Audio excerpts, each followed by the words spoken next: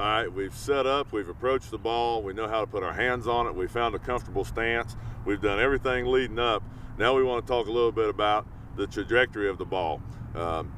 What you're looking at in terms of a punt snap is you're trying to hit a zone somewhere either on the right or left thigh pad, depending on what your punter is. We're going to use the example of a right-footed punter. So Jacob's going to position the ball right here where his focal point would be as a long snapper. He's going to try to hit him right around the thigh pad area. Now that's pinpoint. If you aim real small, you're not going to miss very bad. Okay, if you're just throwing it back there, it could go anywhere. Okay, kind of like buckshot. We use a lot of examples talking about rifles and things like that. But if you're just kind of shooting wildly, you're just spraying, you're not going to hit your target. So if he pinpoints the thigh pad and he can deliver the ball in this zone right here, that's really going to help the punter. And we'll talk a little bit about why that is in just a second.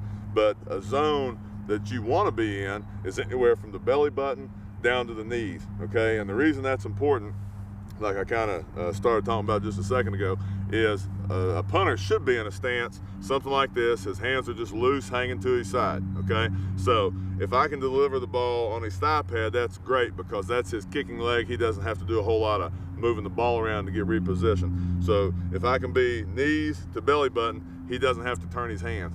Now, if he's got to get down on the ground and get it, okay, that's going to slow his hand to foot time down. Or if he's got to go from this relaxed hands position to maybe catching it in his face or even getting up in the air, it's slowing your all's process speed down, okay, for the whole punt sequence. So what you want to try to do is hit in a window between knees and belly button, and your bullseye would be that thigh pad of the kicking leg, okay? So those are your trajectories on a punt.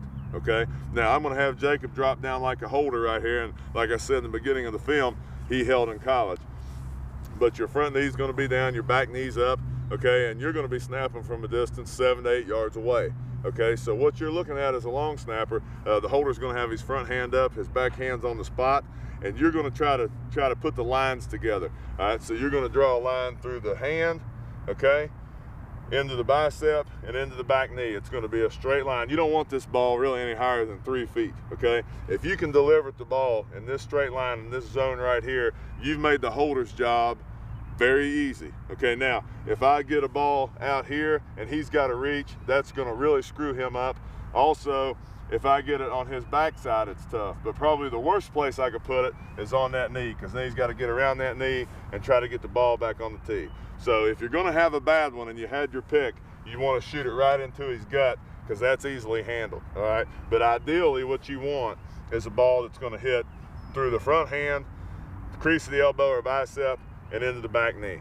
Okay, so that's your focal point for a PAT or field goal snap.